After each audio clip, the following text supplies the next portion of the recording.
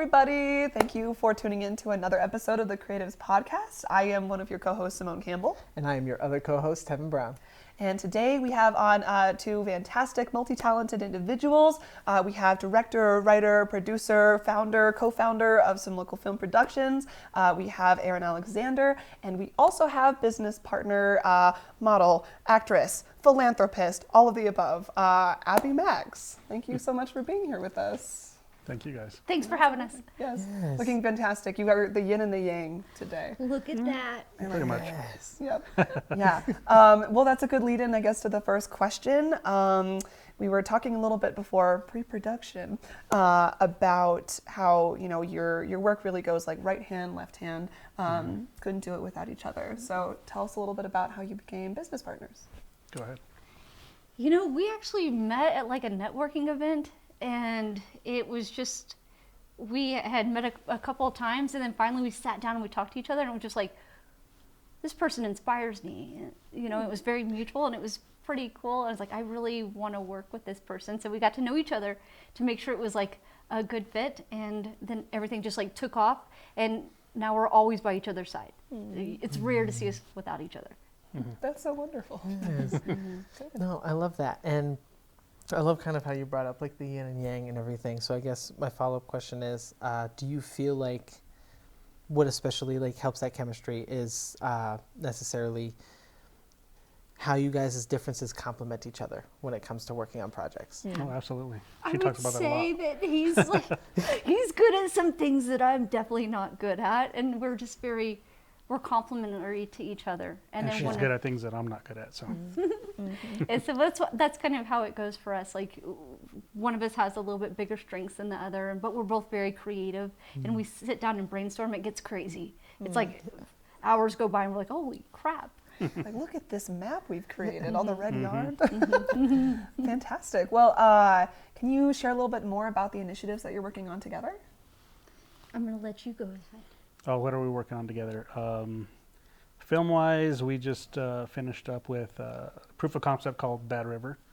As far as CCF&M, we're doing classes. I would like you to talk about the CCF&M stuff. What else are we working on? There's so many things. Minefield Film Festival, of course. We're gearing up for that, which is the last weekend of August every year. We're coming up on our 9th annual film festival. So we always encourage local filmmakers to be part of that, to submit it to on Film Freeway to Minefield Film Festival, Albuquerque. And what we else? also do music videos too, which is pretty cool. We get a lot of music videos, some from, you know, there's a lot of artists here in Albuquerque that have submitted. So we love, you know, the arts in general. So what do you have to say about CCF&M? Oh, so the Children's Cancer Fund of New Mexico, I got involved with them because my kid had cancer. And this is a very long time ago.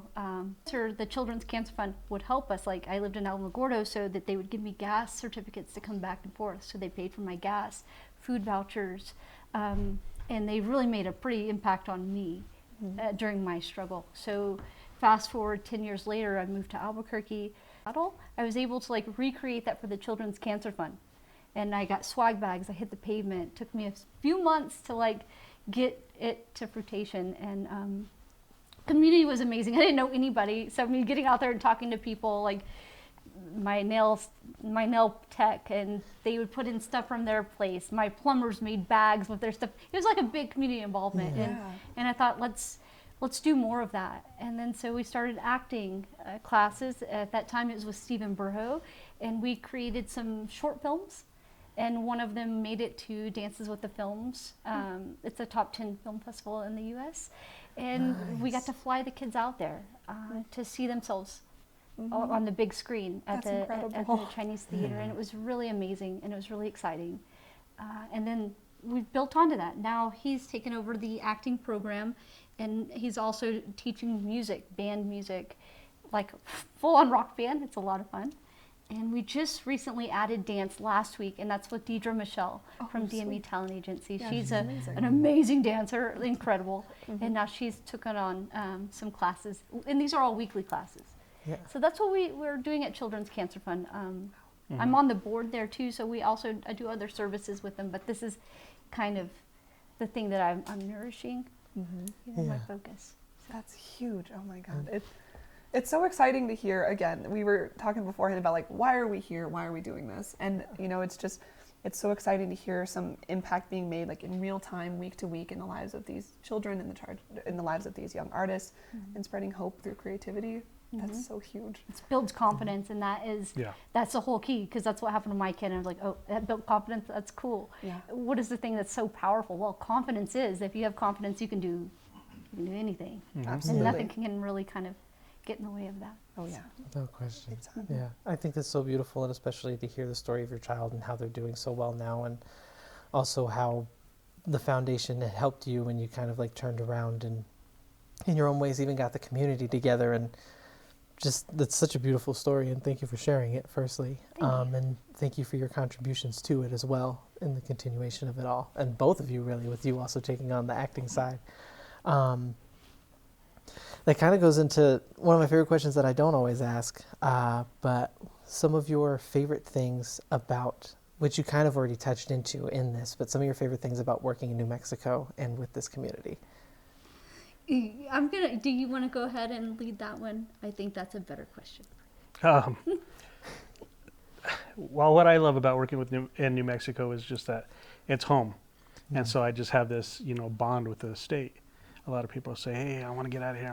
I'm like, why? Like, I love it here. I love filming here. I love that we could go 100 miles in whatever direction and find a place that looks like somewhere else in the world here in New Mexico. Oh yeah. And I love the film community here. We're very tight with each other, and it feels like family. And that's what I love about it. I've worked on other productions in other states and stuff, and it's not quite the same as how I feel working with crew here in New Mexico. There's just something different about it, and not saying anything bad about any other states or anything. I'm just saying that that's what I feel, how the crew and the actors and such from New Mexico are with each other. So. No, absolutely. I agree. And also, are you both New Mexico natives? Did you move to here? I'm a New Mexico native. I've been here my whole life. Well, I've lived in other places, but this is home. This is where I've lived most of my life. So. Yeah. I'm a transplant. It's okay. So am I. It's okay. So am I. Maybe you could hear it from my little twang, but I'm from Texas. We're close. We're neighbors. Yeah. Yeah, I've been in New Mexico for probably about 16 years. So I like it a lot. No, I was just going to say, because I was born in New York, raised in Florida, and I moved out here kind of in the center of COVID. It was like 2021, I want to say. But I love how you even talked about, it's not any shade to any other state in their film teams. Like, I've met so many amazing people from New Orleans and a lot of different other places that do such great things. But I agree where there's just like a different energy on like the sets here, and like how everyone is so tight knit, and it's always all the way down to even like outside of film things. I love, I have some set deck friends that would help me with like moving furniture for my house, or like doing those different things. Which goes into my follow-up question, silence fiction. Yes. Which, not science. I made that mistake. Not science. A lot of people do. Fiction. How did that come to be? Well,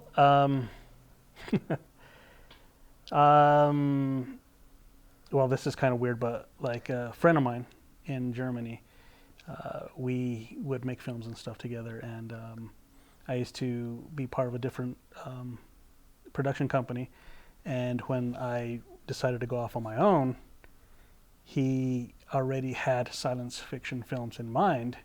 His name is Daniel Ruchko. He already had science fiction films in mind, and he's like, you know what? Happy birthday. And he handed it over to me because I was like, yeah, that sounds really cool, and so I like it. So there's like nothing that's like mind-blowing about how the name came to be or anything besides it was just handed over to me, and I kept it, and I like the way it sounds. Yeah. Oh, I love that. I mean, I think it sounds fantastic. Once I realized it's silence fiction, I just love, because it's so simple, but like also kind of says so much because of like the history of silent media and everything. Yeah. Well, and I also feel like in storytelling, it's the silent parts that also bring out the emotions especially in the type of movies that I like to make, is where it's kind of dark dramas or, you know, horrors and stuff like that. So it's the silence part of it, and so that's why I think the name fits perfect for what I do. Absolutely. That, like, in the silent moments, that's where the intrigue and the emotions really marinate. Absolutely. And the tension's really built. That's huge. I love it. You touched on this, talking a little bit more about your origins and, you know, like your creative beginnings. So I'd love to hear more about, especially you, since we haven't heard any of your origin story. How did you get to this point with the flowers in your hair? You know, it was the weirdest thing. I was going to be a trainer. I had this idea for an app, and it was so cool, and I was very excited. I was super buff. And then I was Melissa Velasco.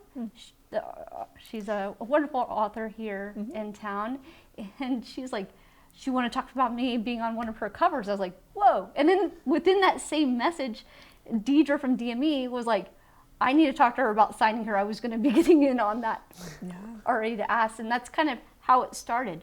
And then I wanted to see if I could pursue acting, or if it was something I could do, and just dabbling in that, and now I'm signed on for that too. And it was never in my cards. And then 3.5 years ago, I was like, okay, because I never had Instagram or any of those things, and I was always scared of it.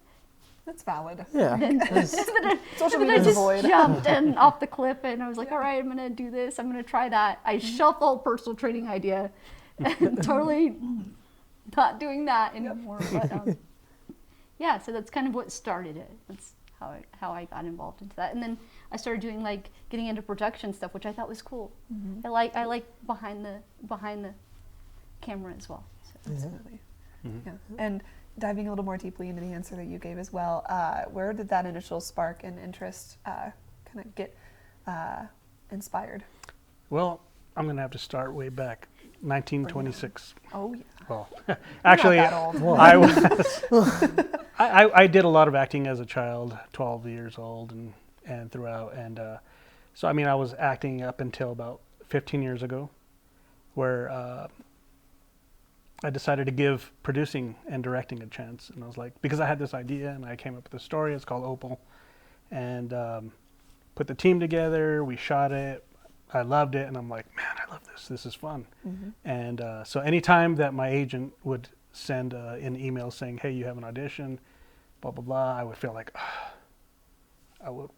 I'm busy working on this next project to produce. And so I felt like, Aaron, if you're not getting excited about these auditions that are coming in, like every actor should be excited when you receive an audition, and I wasn't. So that told me, you know what, I'm just going to go to the other side of the camera, and if I change my mind, I could go back to acting, but I haven't changed my mind yet. But that's how the spark started, actually, with getting into filmmaking, was with a movie called Opal about 15 years ago. Fantastic. I love this. Yeah, it's one of my favorite questions to ask, you know, hearing more about the origin of people's passions, and, you know, especially starting out, all of the important work that you guys are doing now. It's good just to kind of take it back, you know, back in time a little bit, just to also see how much you've grown and evolved, and how you've been able to translate your passion into, you know, work that you can see the real impact of. So exciting. Right. You always have the best sound bites. Thanks. Little side note. No. Yes. So now that we've kind of covered a little bit of the past, and I know we've talked some about the future, because you have the Minefield Film Festival coming up, what other things do you guys have coming up together? Well, let's see. We do, for the Children's Cancer Fund, we're having our Aaron Trehecke Memorial Gala. This will be our 41st year. So there's ways to support by going to that gala as well. If they go to ccfnim.org, they can look and see, like, if they wanted to purchase a table for that. And, you know, our performing arts kids do perform at these events, which is really cool. It gives them a time to shine. So that is coming up, and that's happening in July. Nice. So it's pretty exciting. Yeah, definitely. Yeah. And that's another thing I'd like to say is if somebody wanted to, like, help out with CCFNIM, they go to ccfnim.org, and there's a button to click for the performing arts portion if they wanted to, like, help with that specifically, or in general CCFNIM. There's other ways to get involved. So Okay. I just wanted to say that. Write it down, guys. Take notes. Please write it down. CCFNM. .org. .org. Only one .org though. Yeah, that's exciting. And then Minefield as well. How can people track that if they have a film? Is it too late to submit? I don't know if you have deadlines. We have it in a way that they could submit all year round. We have bi-monthly competitions, which sweet. actually the winners of the bi-monthly competitions move on to be put into a poll to be selected for the Live Festival in August. So we just keep that bi-monthly going on all year round. Okay. And so we pull from those. So it's easier to select by the end of the year. That is a great idea. So that's how we do that. Okay. So So they August could, is like the ultimate event. Yeah. and filmmakers, a lot of filmmakers should know Film Freeway. That's where we're located, Minefield Film Festival, Albuquerque, on filmfreeway.com, and they'll be able to find out how to submit on that page. Sounds good. Perfect. And for that one, last year we did a costume design fashion show for Christina Gopal and Stephen Burho had done that, and it was pretty cool. It was a lot of fun, and we are hopeful to do that again this year because she did such an amazing job. It was like a whole story. Can you explain that a little bit? You're better at it. Explain what part? The whole costume design Oh, fashion I show. thought you would be better at that. No, I'm not better at that. So I guess, well, what Christina's into fashion. She seems like she's been in it her whole life. I don't know that for a fact. It just seems that way. So she's really good at it, and she was able to have a fashion show right before the awards ceremony at Minefield last year. And what this was, she had models put on costumes that were designed by local designers. And so there was a contest, and the best costume design was awarded to the top. Actually, there was other awards too. There was like first, second, third place. As far as, I think that's... Yeah. It was really fun and really cool and unique. I just It haven't was seen cool. a film festival do that. I was like, that's so Yeah. cool. That is so I fun. love that. It's like it's the intersection of our podcast. It's fashion and film. We'll do both. Wow. Perfect blend. Yes. As we're starting to round out, we still got a couple minutes. One of my favorite questions that I always love to make sure that I ask every episode, whether it's a bullet point, a paragraph, or one sentence, just a piece of advice for anyone of any age coming into their respective creative path to help them. I would say, like, always lead with kindness, first and foremost. And make sure whenever you're doing something, make sure it's equal. Like, it's not just one-sided. So just kind of try to think about that, whether that's for you or for the other person. Just always try to, like, meet in the middle. Fantastic. Yeah. Collaboration. It's huge. And mine is very cliche. Don't give up. It's important. Don't give up. It always seems to be that the moment someone gives up, it was just right around the corner that they were going to catch their break. And especially if you love what you do, like in film, if you love it, if you're doing it because you love it, not just the paycheck, then stick to it. I mean,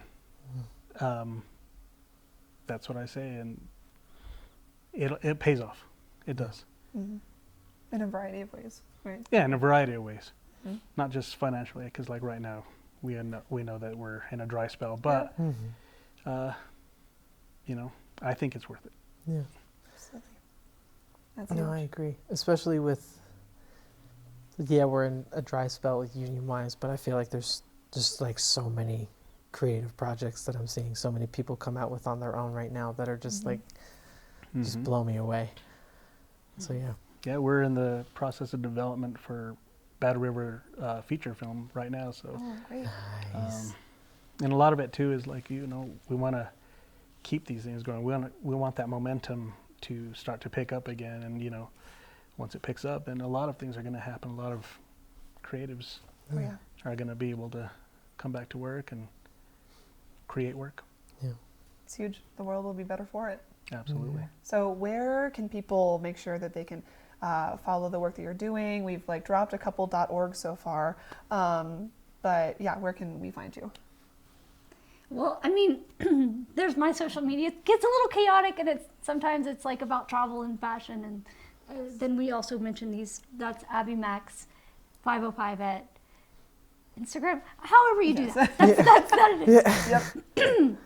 I think for me, it's _Aaron_Alexander for Instagram. So the Aaron Alexander. And you could find a lot of. I think mine has underscores too. Well, you know what? I noticed that if Curvy people search for the Aaron Alexander, they'll find it. Perfect. Even Not just without the underscores, they'll find it. Cool. Perfect. Then I didn't need to interrupt you, and I'm sorry. No, you didn't interrupt. Scared. So that'll also on the Instagram. There's did I call it the Instagram? On the Instagram, I'm you'll kidding. find the Aaron On Alexander. the Instagram. On the Instagram. Not just any Instagram. So on there you'll find links to also like silencefictionfilms.com or Minefield Film Festival. It's just minefieldff.com. Perfect. You'll find links there too for that. Perfect. Wonderful. Awesome. Guys, thank you so much for being on our episode with us today. You guys have been absolutely great. And again, thank you for all you guys are contributing with CCFNM and also just in general contributing to the community between all of the different avenues and things that you guys are doing. Thank you to my amazing co-host for you, Tevin. always being great Well, with you're all of the great quotes. I try. And thank you guys for tuning in to another episode of the Creatives Podcast. Once again, my name is Tevin Brown. And I am Simone Campbell. And you can catch the Creatives Podcast on YouTube, our OGs. Please be sure to like, comment, and subscribe. I actually learned that YouTube's changed a lot of algorithm things, so please especially be sure to like because it helps push things out, and it's very reliant on the likes now compared to before. You can also catch us on RM Entertainment, RME Free TV, which is on your Roku TV, Apple TV, and smartphone devices. And you can also catch us on Studio 519 and Catharsis Media's channels. They're local channels. They're channels 27 and 96. Please be sure to give them support because they give us so much support. Thank you especially, actually, while I'm talking about them, to Studio 519 for letting us film here every month. Thank you to Catharsis Media for all they do to help us as well as help the community in general. Thank you to our amazing producer, Daniel. Thank you to our amazing guests every night, and thank you guys. Have a great night. Have a great night, guys.